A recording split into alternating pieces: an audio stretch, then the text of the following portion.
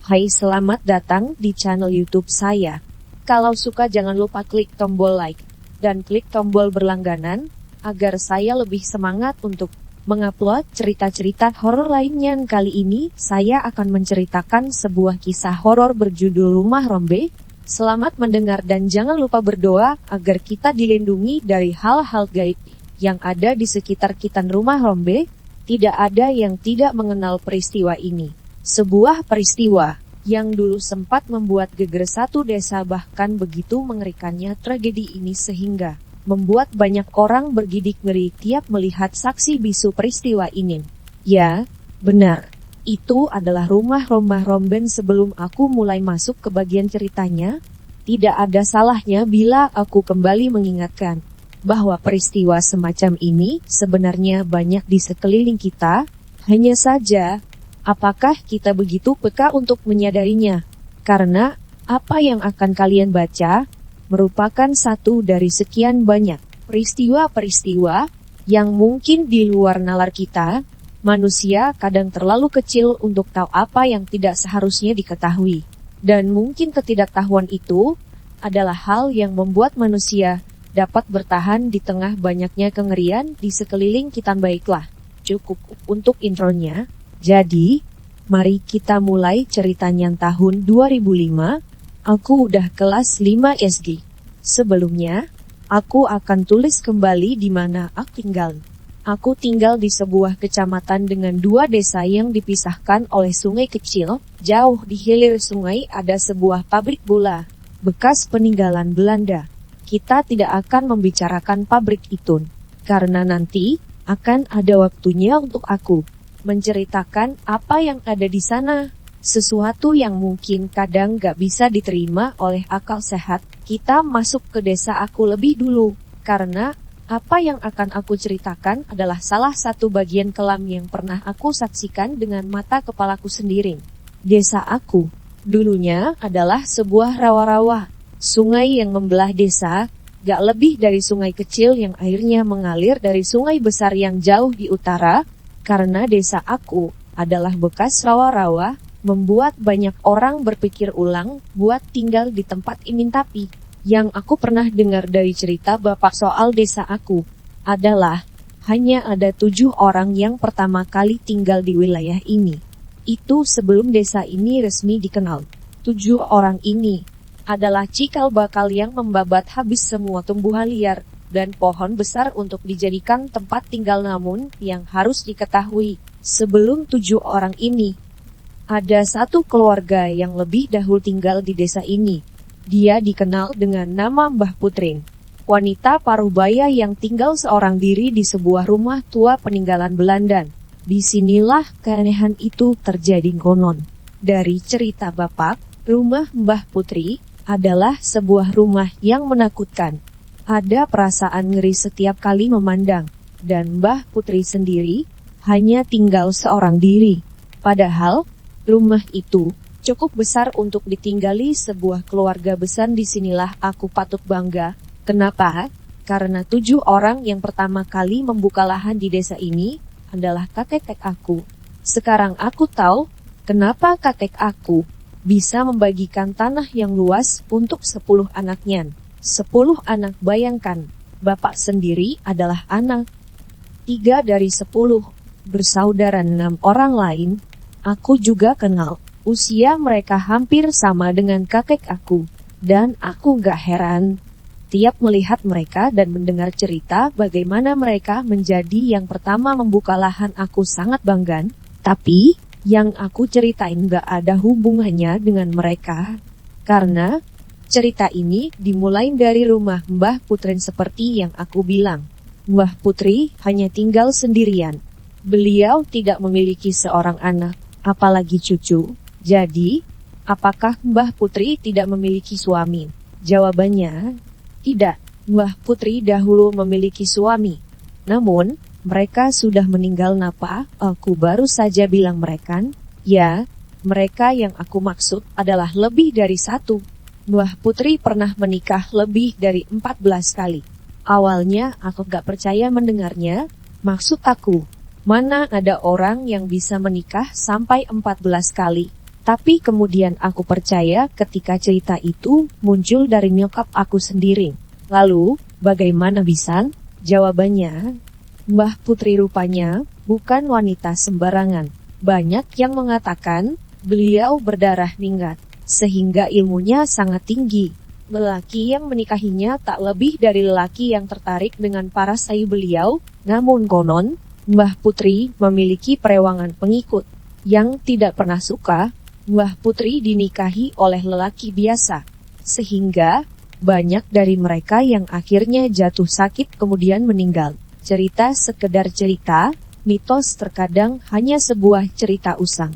Aku kadang berpikir lagi apakah itu benar. Sayangnya, aku nggak pernah bertemu dengan Mbah Putri, seingat aku, tapi nyokap selalu membantah tiap kali aku ngomong aku gak kenal sama Mbah Putri.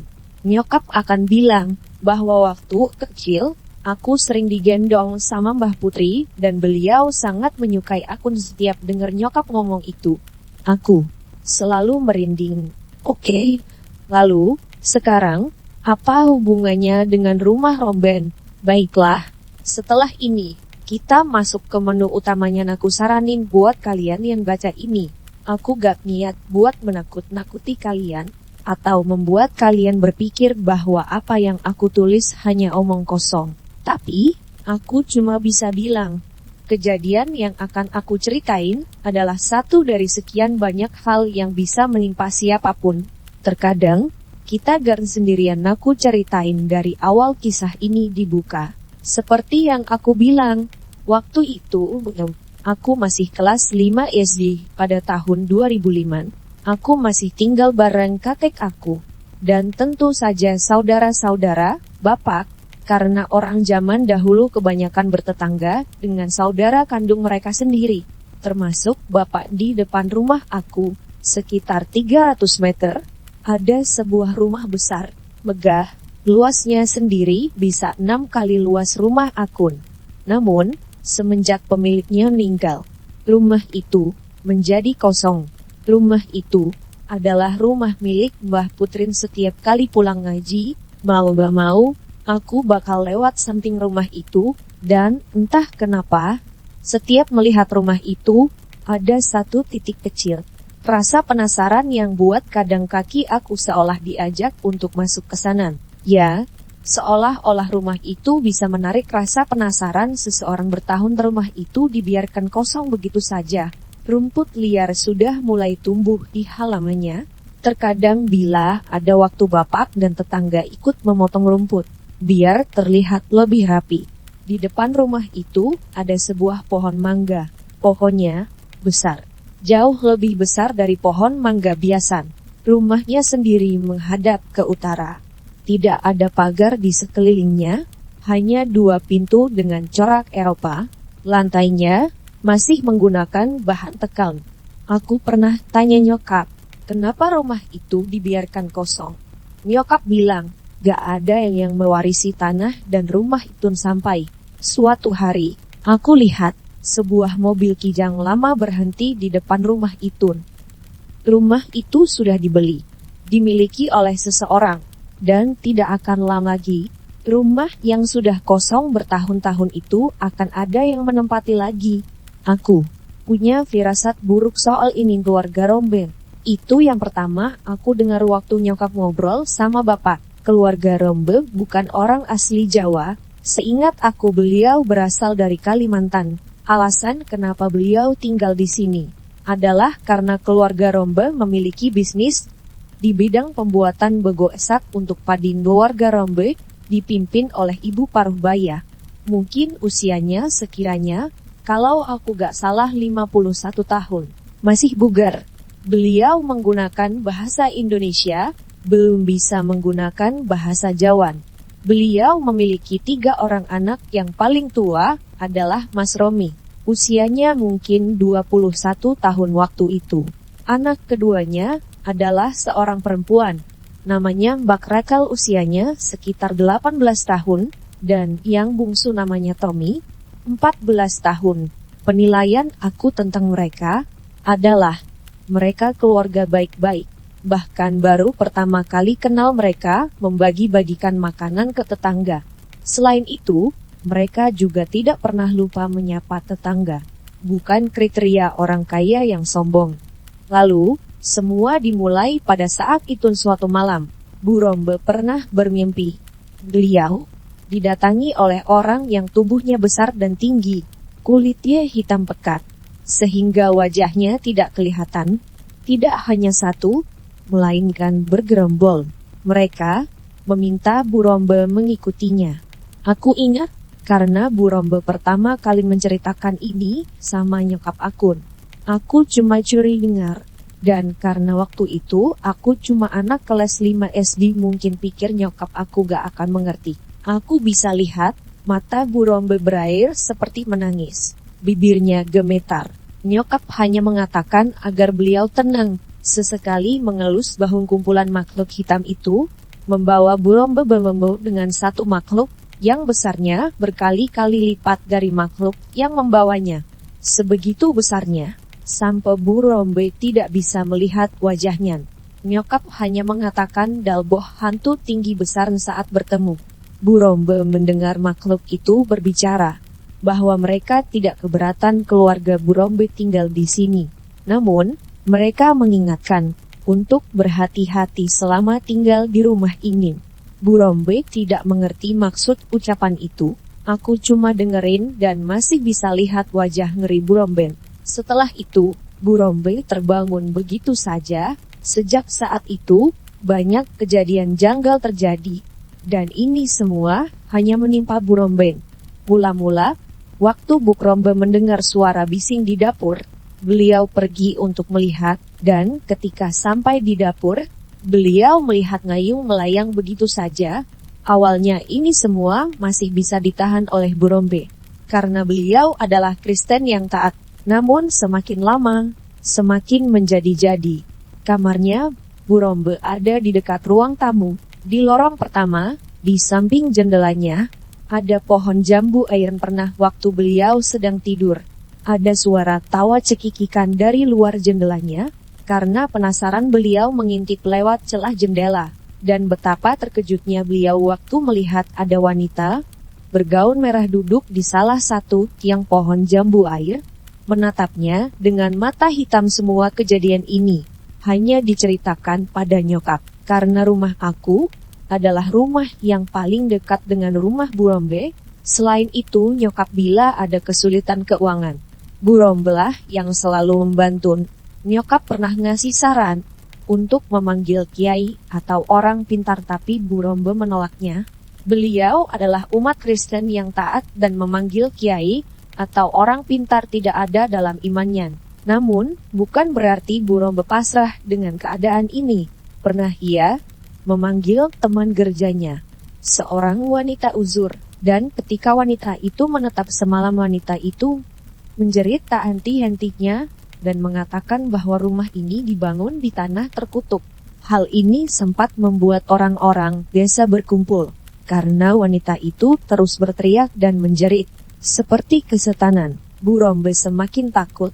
Sementara anak-anaknya tidak tahu apa-apa. Semua gangguan-gangguan itu rupanya terus berlanjut dan menjadi semacam rutinitas bagi Bu Rombe, sampai beliau tahu di mana tempat dan siapa penunggunya. Hal ini belum menimbulkan konflik kekerasan fisik sampai Bu Rombe kembali bermimpi. Mimpi yang sama, bertemu dengan makhluk hitam dan membawanya ke sosok besar dan tinggi itu lagi. Kali ini suaranya marah, sangat marah, sehingga Bu Rombe sampai menangis sejadinya keesokan harinya. Konon, beliau marah karena ada tamu yang tidak diundang sampai sini. Aku bakal masuk ke cerita yang sebenarnya, tapi karena sudah larut aku lanjut besok saja. Cerita ini masih panjang karena cerita ini tidak berakhir di keluarga Bu Rombe. Masih ada 2 keluarga lagi yang akan tertimpa bencana ingin hari berganti hari. Dan aku bisa lihat sendiri perubahan yang terjadi dengan Bu Rombe. Beliau menjadi lebih kurus, pucat, dan tampak letih. Aku bisa menebak bahwa mungkin tidur adalah hal yang paling dia hindari, mengingat ketika beliau bercerita bahwa makhluk itu semakin intens mengganggunya. meneror dengan nada marah yang bahkan Burombe sendiri tidak mengetahui sebabnya. Tamu tak diundang. Nyokap selalu memberi saran agar Burombe mencari pertolongan, seseorang yang mungkin tahu hal-hal yang mengganggunya. Namun Burombe selalu menolaknya. Beliau percaya dengan kekuatan Tuhan dan imannya. Siang itu, aku lagi makan di teras. Aku kaget waktu Mbak Rachel nyamperin aku. "Mak di mana?" tanyanya. Wajahnya panik. "Gok pawon di dapur," kata Akun. Nyokap yang dengar suara Mbak Rachel buru-buru keluar. Air matanya sekarang keluar. Nyokap segera berlari dengan Mbak Rachel menuju rumah. Aku ikut di belakang mereka. Begitu sampai di dalam rumah, Mbak Rachel nunjuk kamar Burombe. Dibukanya pintu itu, dan seketika bau anyir bangkai tercium menyengat. Begitu menyengat sampai aku gak mau masuk lebih jauh, tapi aku bisa melihat dengan mata kepalaku sendiri. Burombe tengah terduduk di atas ranjangnya. Matanya merah baru menangis. Kondisinya benar-benar gak karuan. Kemudian, beliau muntah cairan hitam yang aku yakin bukan darah. Warnanya hampir sama dengan darah mengering, tapi itu bukan darah. Karena bau anyir busuk itu berasal dari cairan itu.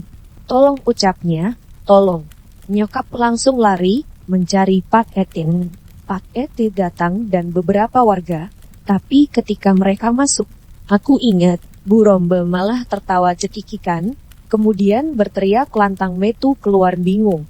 Itu yang aku yakin sekarang ada di dalam pikiran Pak RT dan bapak-bapak. Karena setiap kali Pak RT mengingatkan untuk istighfar, Burombe justru tertawa.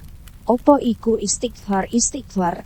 Imanmu cek sak jentik ke tanganku, gak usah gaya-gaya. Apa itu istighfar? Imanmu saja masih sekecil jari kelingking-kingku. Gak usah paman." Tegang wajah semua orang, termasuk aku yang ada di baris paling belakang, sekedar mengintip. Di luar rumah, orang-orang berdatangan. Semakin ramai. Mbak Rachel kemudian mendekat. "Kamu siapa? Mama mana bisa bahasa Jawa makmu?" "Ibumu," dia tertawa lagi, lebih keras dari sebelumnya. "Aku gugmakmu cah wedon, kaku bukan ibumu anak gadis." Pak R cuma menahan Mbak Rachel agar tidak mendekatinya. Sampai Mbah Gimon muncul. Beliau masuk ke kamar dan melihat langsung apa yang ada di depannya. Demit asu setan anjingan. "Mbah Gimon, itu tetangga jauh aku. Kesehariannya hanya berkebun, tapi beliau pernah menghadapi hal semacam ini, yaitu ketolkan kesurupan. Yang bikin aku takjub, Mbah Gimon tidak membaca ayat suci untuk hal mistis semacam ini, karena setahu aku cara itu yang dilakukan untuk mengusir. Sebaliknya, Mbah Gimon hanya menekan jari kaki Burombe, lalu Burombe menjerit sambil memaki-makin. Bapak inisiatif memegangi badan Burombe yang mulai mencakari wajahnya sendiri. Setelah beberapa saat, Burombe jatuh pingsan. Mbah Gimon kemudian melotot melihat ke kamar Burombe, seperti ada yang beliau cari. "Gok di iki, di mana ini?" katanya. "Golehi nopo topak?" "Cari apa pak?" kata warga yang kebingungan. Mbah Gimon keluar dari kamar Burombe, berbelok masuk kamar Mbak Rachel. Semua orang mengikuti. Akhirnya, dia membawa sebuah boneka beruang kecil. "Koan oleh iki tekan endindok, kamu dapat dari mana ini naken?" Mbak Rachel, yang awalnya kebingungan, lalu menjawab, "Dikasih mbak sama seseorang waktu pulang sekolah. Kojok tojok gelem nyonduk. Lek onok sengkekin. Jangan mau lagi anak kalau ada yang ngasih lagi." Dirobeknya boneka itu, dan di dalamnya, ada boneka kayu kecil. Di ujungnya, ada beberapa helai rambut. "Onok sang gak seneng ambek keluarga iki. Pantes firasatku elek terus ben liwat omah ikin, ada yang gak suka sama keluarga ini. Pantas saja firasatku jelek terus setiap melewati rumah ini." Nyokap aku maju, dan menceritakan semua. "Alah ngunu tah, kalah begitu tah," kata Mbah Gimon. "Disinilah Mbah Gimon akan membuka rahasia yang nanti bakal jadi bencana fatal bagi keluarga Burombe. Lanjut apa besok saja, sudah larut soalnya." Hehe, Kepek juga ngetik soalnya. Burombe akhirnya tahu apa yang menimpa mereka. termasuk maksud dari tamu itu yang rupanya Mbak Rachel lah yang membawa benda asing masuk. Ibaratnya ada tamu yang tidak diundang masuk ke kawasan yang padat makhluk begituan. Hal itulah yang membuat mereka begitu murkan. Mbah Gimon bertanya pada Burombe, apakah beliau setuju bila urusan soal rumah ini diserahkan sama beliau? Karena sejujurnya Mbah Gimon tidak tega melihat Burombe disiksa dengan cara seperti ini.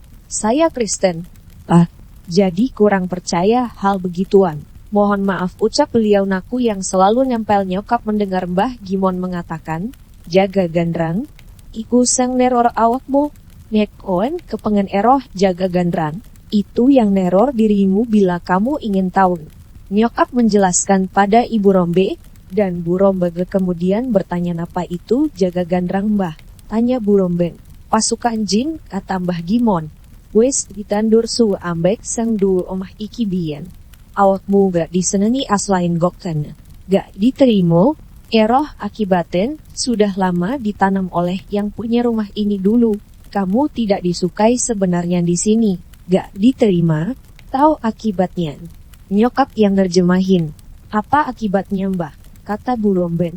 Apes, ajor, bosok, mati sial, hancur, busuk. Mati, kata Mbah Gimon nyokap sampai tidak bisa menjelaskan itu pada Bu Rombe. Beliau hanya bersimpati, namun, Bu Rompaknya, apa yang diucapkan Mbah Gimon. Lalu saya harus apa Mbah? Dibongkar RKB? Nek awakmu gelen percaya aku. Aku isok paling bongkar, dibongkar saja semua. Bilang kamu percaya saya, aku mungkin bisa membongkarnya. Bu Rombe kemudian mengiyakan tawaran Mbah Gimon 7 hari, kata Mbah Gimon. Beliau mau berpuasa terlebih dahulu. Aku ingat, malam itu rame, karena sampai ngadain bantengan, potong kepala sapi, sampai tumpengan warga. Semua itu ditanggung oleh Bu Romben.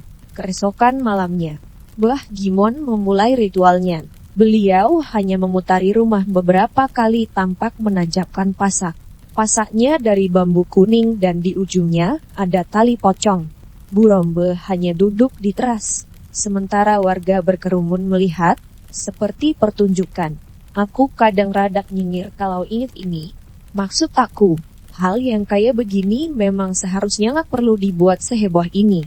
Namun, omongan mulut ke mulut dan tentu maksud tujuan asli Mbah Gimon seolah menguburkan niat baik beliau menjadi ajang pamer ilmu. Aku gak dibolehin keluar rumah. Padahal banyak warga yang nonton langsung. Akhirnya, aku cuma bisa curi lihat dari jendela kamar. Di sini, malapetaka terjadi. Aku gak tahu apa yang dilakukan Mbah Gimon karena 9 orang langsung jatuh pingsan. Hal ini membuat warga panik. Tapi Mbah Gimon hanya bilang mereka hanya kerasukan biasa. Bukan hal serius. Kadang malapetaka kecil adalah pertanda untuk malapetaka yang lebih besar. Acara yang semua ramai menjadi sepi, hening. Aku yang di dalam rumah bahkan bisa merasakan angin sudah berubah, jauh lebih dingin. Imbasnya dimulai ketika Bu Rombe tiba-tiba menangis. Bu Rombe menangis di teras rumah. Mbah Gimon yang melihat gelagat itu mendekatinya. Ketika Mbah Gimon mendekat, Bu Rombe tertawa, cekikikan, kemudian menangis lagi, tertawa lagi. Hal itu terus terjadi sepanjang malam. Disitulah Mbah Gimon tahu di mana batasan dia harus berhenti. Esoknya, Mbah Gimon meminta maaf. Dia tidak bisa lagi membantu Ibu Rombe. Akibatnya, setiap malam, Bu Rombe akan melakukan hal yang sama. Tertawa, menangis, tertawa lagi, kemudian menangis lagi. Namun, yang paling buruk dari itu adalah, di punggung Bu Rombe, selalu ditemukan luka lebam biru. Padahal, beliau baik-baik saja. Keluarga besar Bu Rombe akhirnya menyarankan agar beliau meninggalkan rumah itu. Bahkan pihak keluarga sampai harus melakukan pembersihan. Namun, itu tidak merubah apapun. Nasi sudah menjadi bubur. Tepat 4 bulan setelah mereka pergi dari rumah itu, Bu Rombe meninggal. Aku gak tahu karena apa beliau meninggal. Orang-orang mengatakan beliau sakit keras. Namun cuma nyokap aku yang bilang bila beliau diikuti sejak kejadian malam itu. Nyokap bicara bukan karena saran. Karena sebelum burom berpindah, beliau menemui nyokap untuk pamit. Dan ketika dia pamit, beliau mengatakan umurnya tidak akan panjang. Dan bila nanti beliau meninggal, beliau tidak mau dikuburkan di dekat tanah ini. Kisah ini belum berakhir sampai di sini. Karena ada 2 keluarga yang kelak akan tinggal di rumah itu. Dan ada sebuah cerita dari mulut ke mulut. Pernah suatu malam, di jendelanya, seseorang melihat Burombe berdiri di sana, melotot memandang keluar rumah. Sorry ya teman-teman, aku lagi ada kerjaan. Aku bakal tetap lanjutin, tapi mungkin jam kalong yang gak biasa begadang dibaca besok saja. Aku lanjutin nanti start jam 1 dini hari. Bila ada yang berpikir kisah ini berakhir setelah Burombe meninggal, maka itu salah besar. Justru, konon, cerita dari mulut ke mulut, bila seringkali ada yang melihat lampu di rumah itu menyala, padahal rumah itu sudah dibiarkan kosong. Aku bukan gak pernah mengalaminya, sebaliknya malah, aku pernah sekilas melihat bayangan seseorang melintas di jendelanya. Perawakannya menyerupai Burombe dengan rambut panjang keritingnya. Tapi, dari semua cerita tentang sosok menyerupai Burombe, gak ada yang mengalahkan kisah ini. Pernah suatu malam, ada penjual bakso lewat. Aku pikir gak ada orang seniat ini buat jualan pukul 1 dini hari. Maksud aku, siapa juga yang mau makan bakso jam 1, yang makan jam 2. Hal itu yang dilakukan oleh penjual bakso ini. Aku tahu, sebelumnya dia gak pernah lewat sini. Lewatlah dia di depan rumah, kemudian seseorang memanggil, "Bakso Mas," kata suara yang memanggil. Keluarlah yang konon kata si penjual.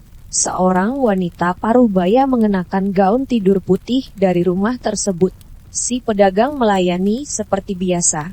Namun, kisah ini pertama kali diceritakan oleh Mas Edi. Mas Edi kebetulan dapat giliran jaga ketika Mas Edi melihat dari jauh gerobak bakso yang tengah berhenti. Mas Edi mendekatinya, berniat memesan untuk menambal perutnya yang lapar. Entah apes atau apa, ketika Mas Edi memperhatikan dengan seksama, yang di hadapannya adalah sosok wanita. Masalahnya, kaki wanita itu tidak menapak tanah. Mas Edi menunggu lama sampai akhirnya tukang bakso itu kembali menjajakan dagangannya. Begitu sudah jauh dari rumah itu, Mas Edi menegur tukang bakso itu. Mas sini," kata Mas Edi. Tidak yakin apakah harus memberitahu tadi, "Siapa Mas yang beli baksonya?" tanya Mas Edi berusaha memancing pembicaraan. "Yang punya rumah kayaknya sih Mas. Saya tidak tahu. Tidak biasa jual di sini." "Kenapa tak Mas?" tanya si pedagang. "Masnya tahu tidak kalau rumah itu sekarang kosong?" Si pedagang mulai menaruh curiga tadi. "Yang beli, mohon maaf Mas, sepertinya kuntilanak Mas," jawab Mas Edi.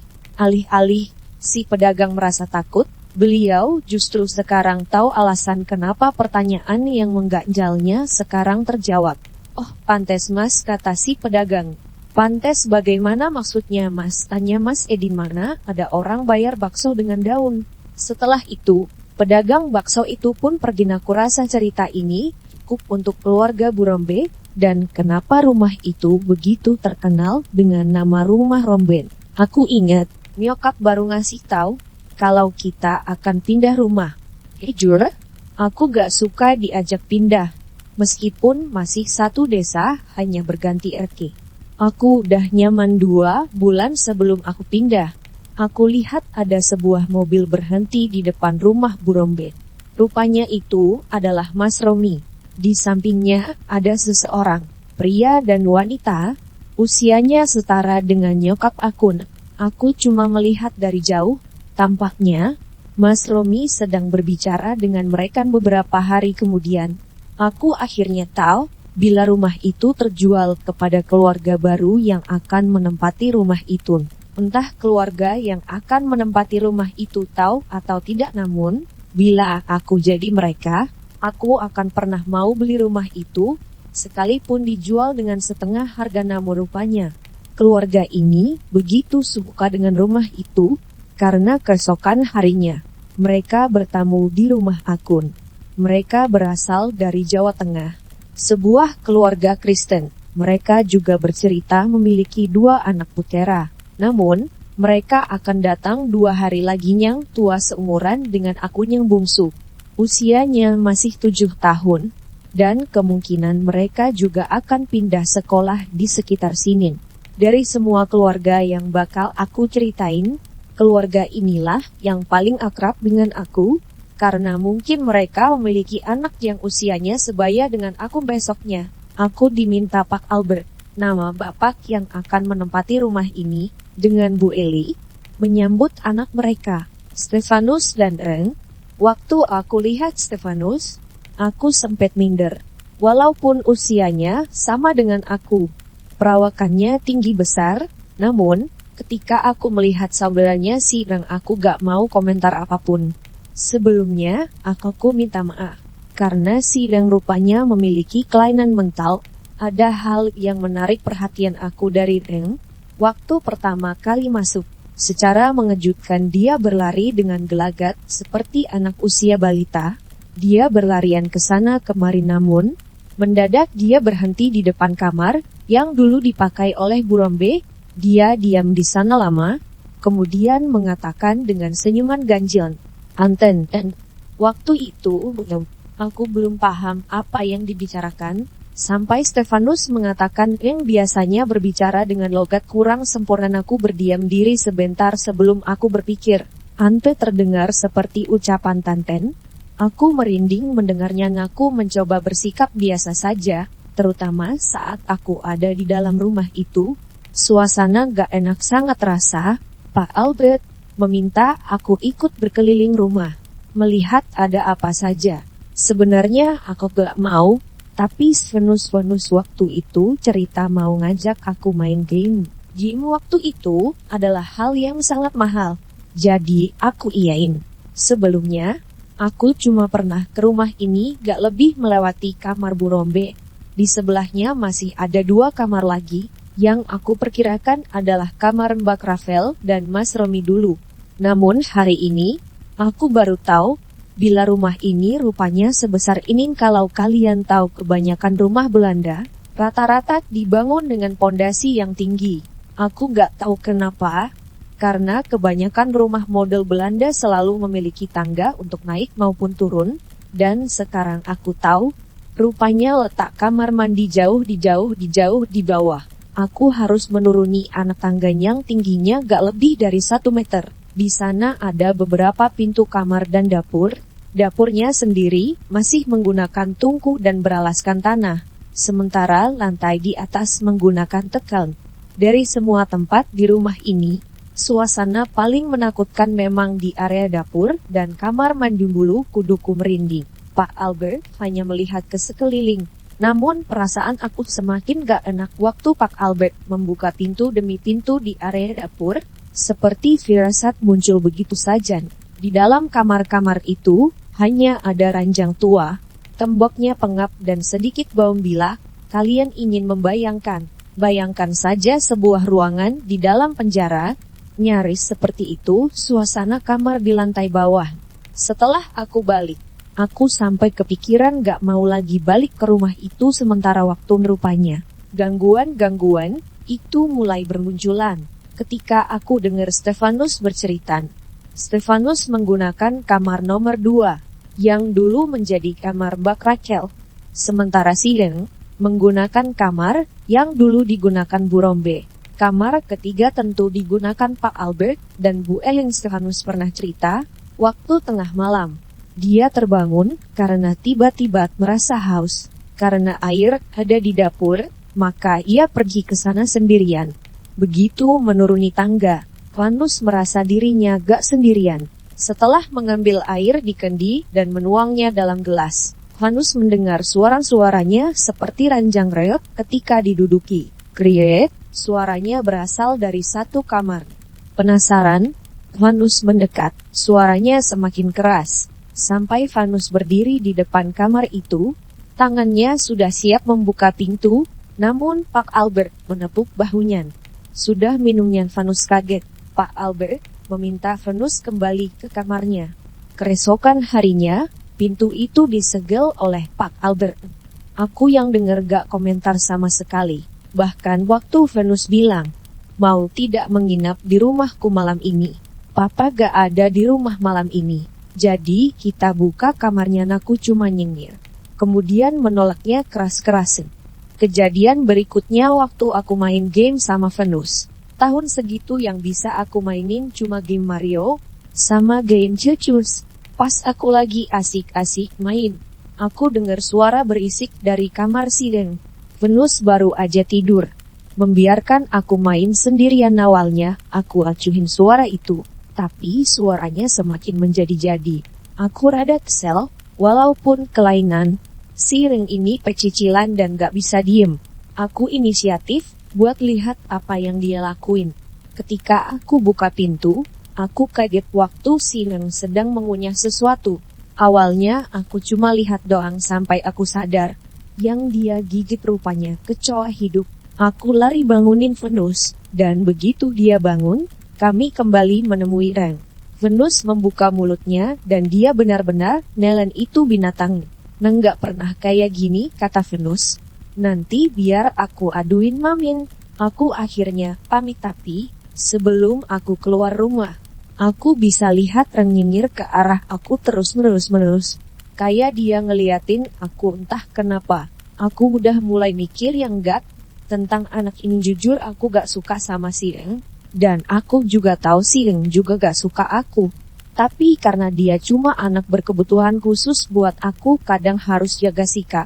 Sedangkan dia bersikap sernaknya.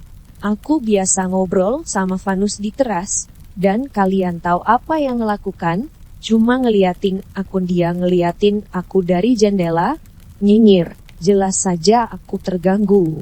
Tiap aku aduin ke Vanus dan Vanus akan marah, si Ring akan bilang dengan ucapannya yang gak jelas. Ante au ain. Anehnya, di telingaku terdengar, tante mau main. Aku putusin menghindari rumah itu. Suatu hari pulang dari sekolah, aku dipanggil Pak Albert. Ditanya ini itu kenapa aku gak pernah main kesini lagi. Aku gak bisa jawab. Pak Albert ngajak ke halaman belakang. Di mana dulu itu adalah tempat kamar mandi lama. Jadi semenjak Pak Albert tinggal di sini, beliau membangun kamar mandi baru. Area di sekelilingnya ditutup oleh pagar bambu. Di sana, banyak ayam kate dilepas. Pak Albert mengatakan kalau beliau suka sekali beternak ayam kate. Waktu aku cuma ngelamun ngeliat ayam-ayamnya, Pak Albert mendadak bilang, "Kamu bisa lihat ya?" Aku kaget. "Lihat apanggih Pak?" tanya akun. "Lihat begituan," katanya. "Boten Pak." "Boten saget kulo tidak Pak." "Tidak bisa saya." Pak Albert tersenyum lalu berucap, "Kalau gitu, bisa merasakan pastikan." Aku cuma bengong melihat Pak Albert di sini. Aku baru tahu rupanya meski beliau Kristen, tapi beliau bisa melihat hal-hal begituan. Aku kaget, lebih gak nyangka, beda banget sama almarhumah Bu Rombe, yang beragama Kristen dan gak percaya hal yang begituan. "Kamu mau tak kasih tahu ada apa saja di sini?" Mendengar itu, aku diem kamarnya siang, kata Pak Albert. "Ada wanitanya." "Apa sebelumnya?" "Kamar itu dipak wanita." "Siapa namanya?" "Sebentar, Mamah Rombeyan." Membicarakan hal seperti ini di tempat kejadian buat aku gemetar. Gimana aku gak gemetar kalau mereka dengar bagaimana nasib aku. Rupanya Pak Albert gak menghentikan pembicaraan ini, padahal aku udah nunjukin gelagat gak nyaman. Si Ring berasa dimau jaga sama dia. "Kamu juga hati-hati ya. Kalau kamu nunjukin ketidaksukaanmu sama Ring, takutnya dia apa-apain kamu." Pak Albert bicara itu sambil tertawa. Aku ucet yang paling jahat ada di dapur dan kamar mandi lama. Kayaknya penunggu tetap. Bentuknya mirip pasukan jin, kata Pak Albert. Wajahnya serem, gak pernah ketawa kayaknya. Di kamarnya ada mbah-mbah tua, gak cuma satu, tapi banyak sekali. Pak Albert menerawang jauh. Saya penasaran. Rumah ini sepertinya dibangun di atas tanah pembantaian. Kemudian Pak Albert nunjuk pohon jambu air. Kamu tahu apa yang ada di sana? Katanya, kuntilanak merah. Di sebelahnya, ada 4 kuntilanak putih GGE. Tahu bedanya? Ucap Pak Albert. Aku semakin gak nyaman, yang merah itu ganas, yang putih juga sama, tapi yang merah biasanya main fisik. Tampaknya dia gak suka sama saya. Pak Albert nyengir kembali. Setelah lama, akhirnya, aku beranikan diri untuk bertanya, Bapak gak takut? Pak Albert kemudian mengatakan Tuhan yang menciptakan mereka, kenapa harus takut? Aku antara kagum dan bingung, sampai akhirnya, aku ingat dan ngomong nama pemilik sebelumnya, memang buram Bapak, katanya beliau meninggal karena. Pak Albert memotong ucapan aku, disantet. Yang saya yakin pasti disantet. Bapak tahu dari mana? Tanya aku. Bau daun jarak. Di kamarnya, menyengat bau daun jarak, dan juga masih ada makhluk yang membawa santetnya, ucap Pak Albert. Maksudnya Pak?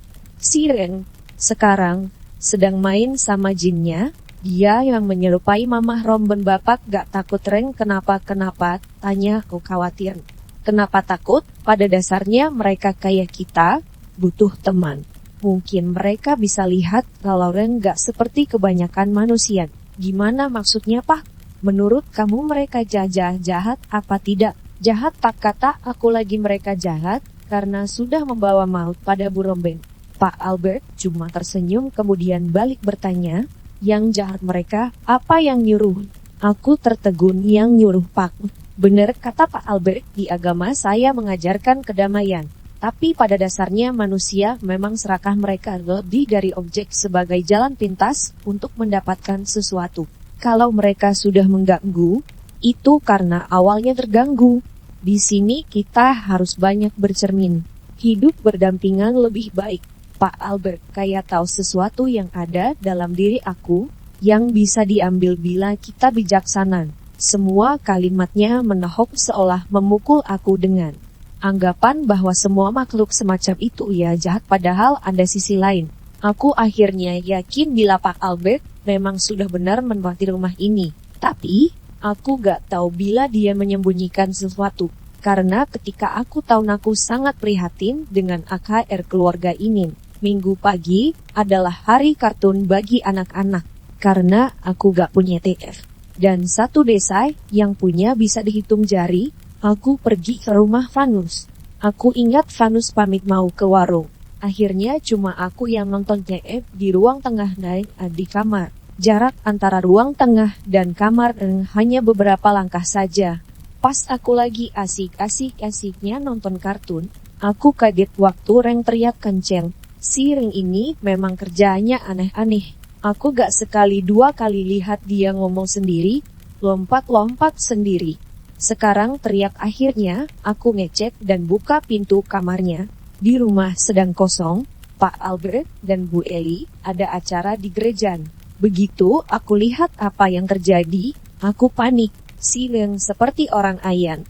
Dengan posisi tidur di lantai, dia menjerit, kaki dan tangannya bergerak-gerak. Aku yang kebingungan akhirnya lari mendekatinya.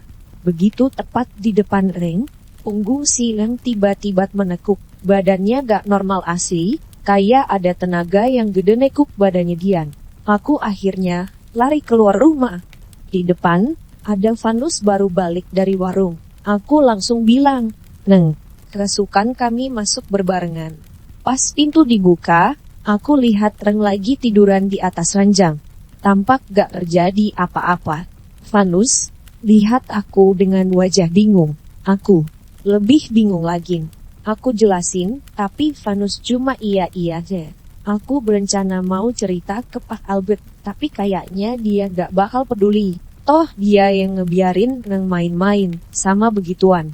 Besoknya, aku dengar berita mengejutkan.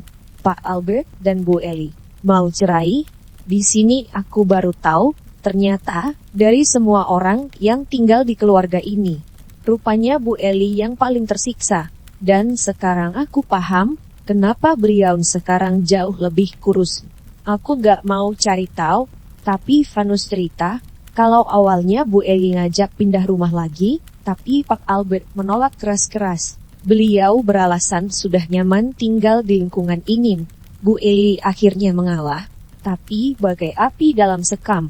Teror yang dilalui Bu Eli buat aku mikir lagi, apa yang dilakukan Bu Eli sehingga mereka mengganggu sebegitu hebatnya sama beliau. Ada sesuatu yang janggal dengan semua ini, dan ini dimulai oleh Pak Albert sendiri. Bu Eli mengancam akan pergi dengan Reng.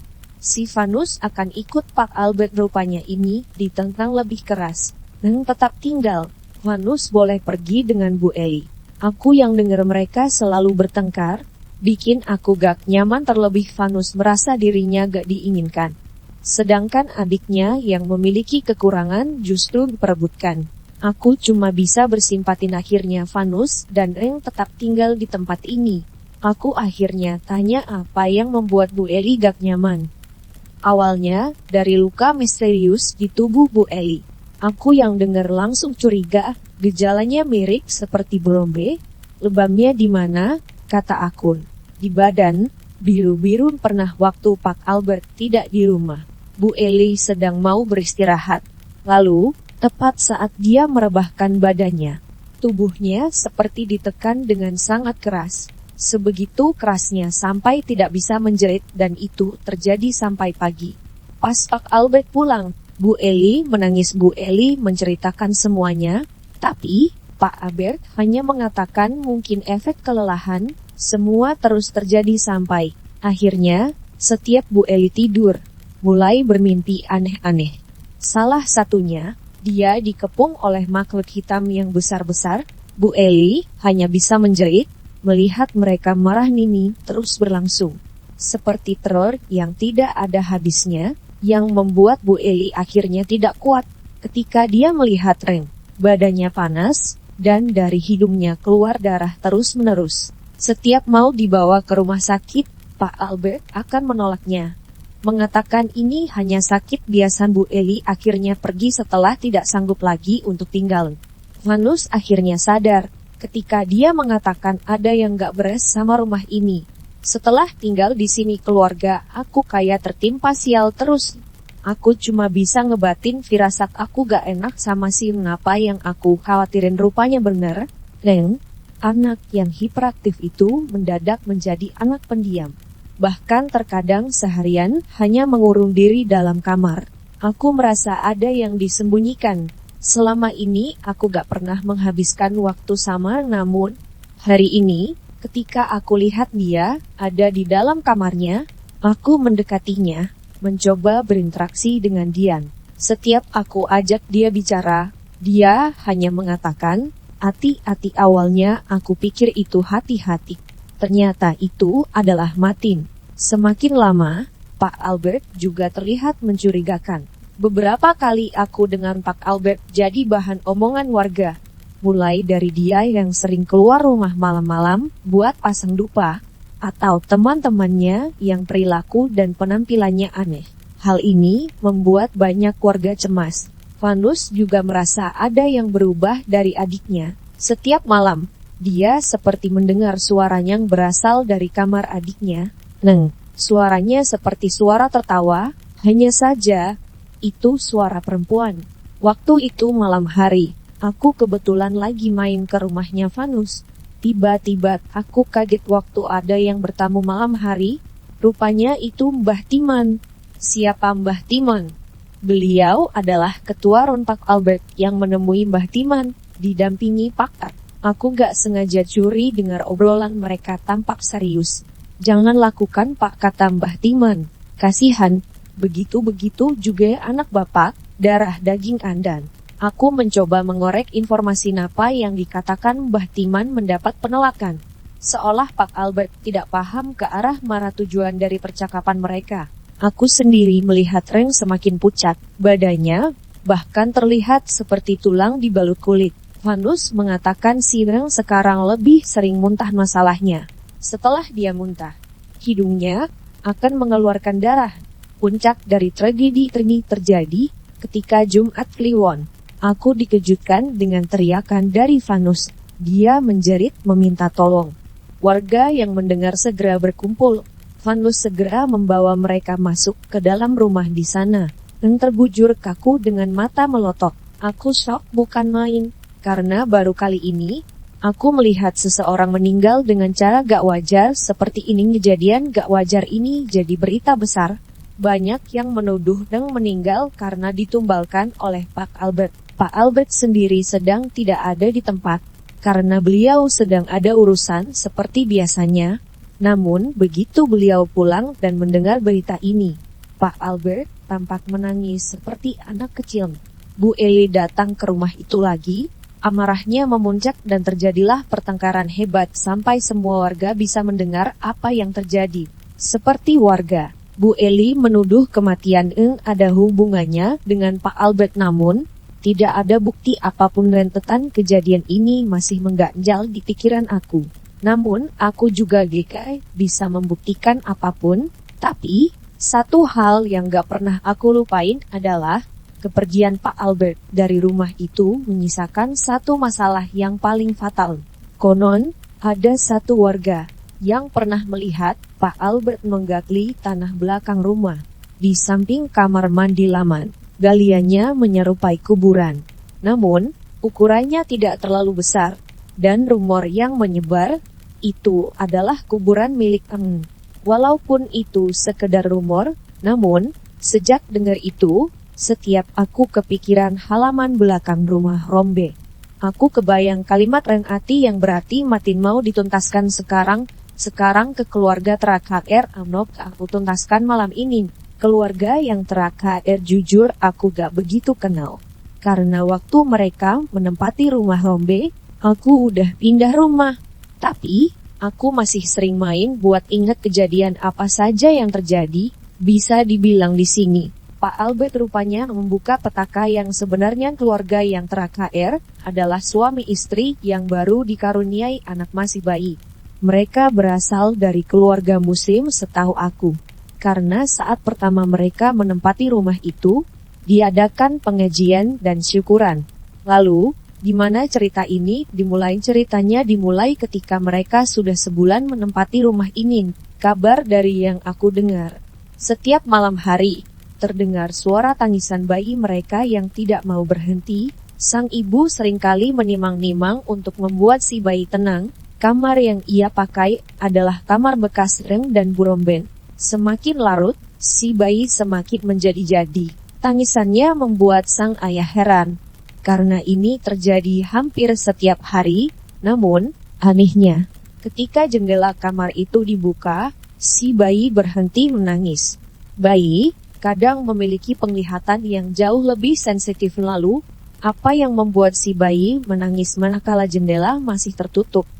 Ada sesuatu yang senantiasa mengganggu bayi itu saat ada di kamar bekas Sim. Mungkinkah itu Reng? Lalu, kenapa si bayi berhenti menangis manakala jendela itu dibuka? Dulu Reng sangat takut dengan kuntilanak merah di pohon jambu tepat di samping kamar. Pertanyaannya, kemana jin yang dulu selalu bermain bersama Reng?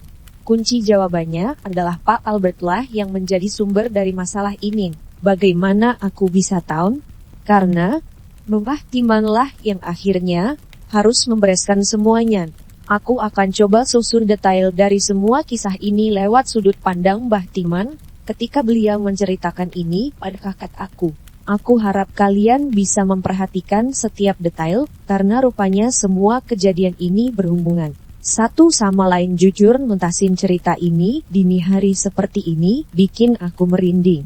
Tapi aku udah janji mau nyelesain malam ini, jadi ayo kita lanjut. Kalian ingat dengan Mbah Putri, si pemilik rumah yang pertama? Rupanya suami beliau yang pertama adalah pemilik sebenarnya rumah ini, seorang Londo, namun beliau sudah meninggal karena hal misterius. Di sini, Mbah Timan mengatakan bila Mbah Putri rupanya adalah Bahulayan. Apa itu Bahulayan? Konon, mereka yang seorang Bahulayan adalah mereka yang diikuti oleh pasukan jin. Dan siapapun yang menikahi Bahulayan akan mendapatkan petaka berupa kemalangan, kesialan, bahkan kematian. Hal inilah yang terjadi kepada 14 mantan suami Mbah Putri. Yang mengerikan adalah semua jasad mantan suaminya dikuburkan di bawah pondasi rumah.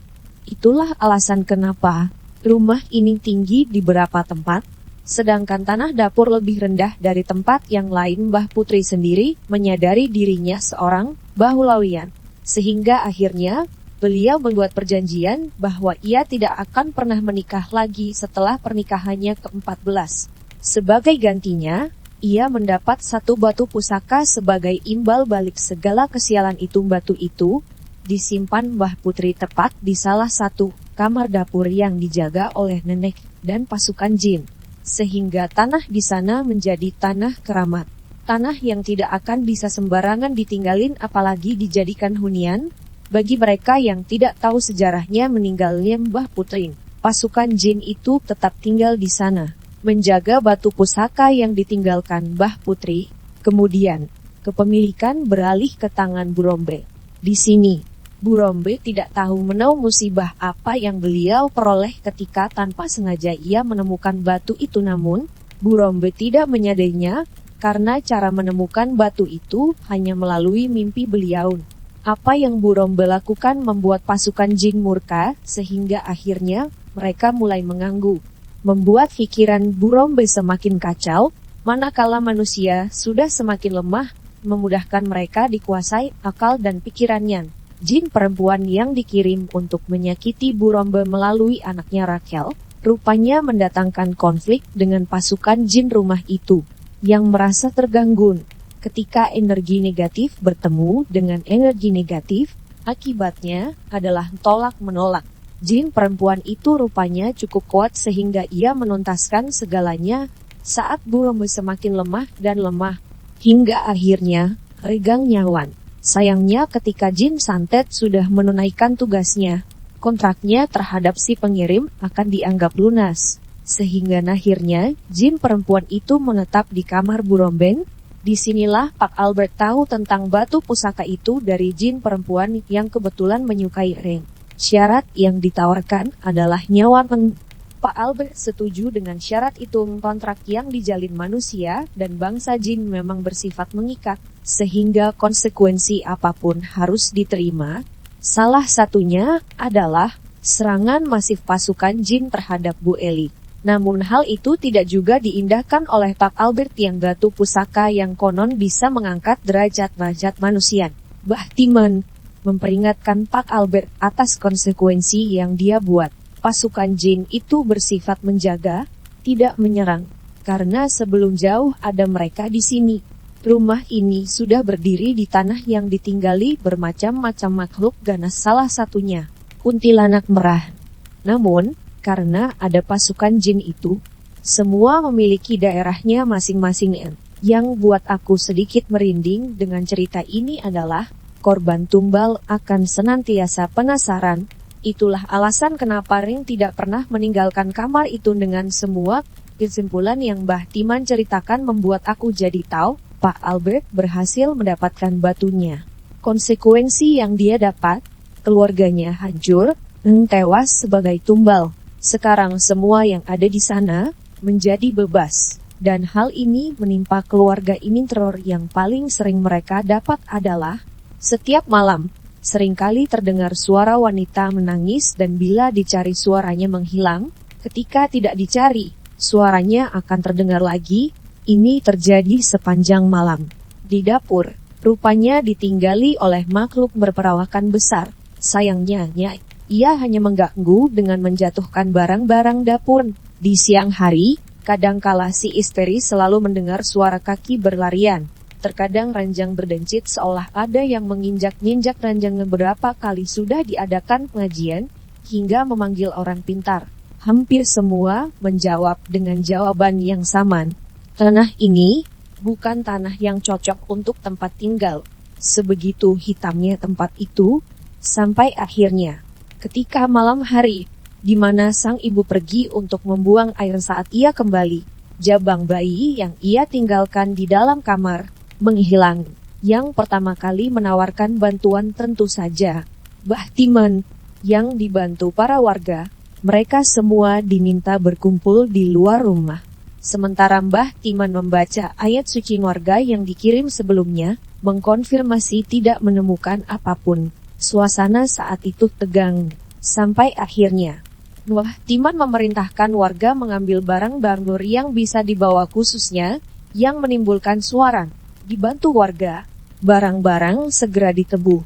Riuh suasana seperti sebuah pesta, dan Mbah Timan mulai berjalan memutari rumah, satu demi satu. Beliau melihat makhluk-makhluk itu, memenuhi segala tempat, menari mengikuti tebuhan barang-barang dapur warga. Ketika berhenti tepat di kamar mandi lama, Mbah Timan melihat sosok nenek tua, tubuhnya 3 kali tubuh Timan. Rambutnya panjang sampai menyentuh tanah. Begitu melihat Mbah Timan, wajah makhluk itu melotot marah. Kembalikan, itu bukan anak pun. Makhluk itu tidak menggubris. Jangan sampai saya menggunakan cara yang kasar. Utek meminta para warga yang sedari tadi mengikuti Mbah Timan menabuh semakin keras. Sebegitu kerasnya, sampai makhluk itu menari-nari mengikuti tebuhan warga. Mbah Timan segera mengambil bayi yang ada di kakinya, disembunyikan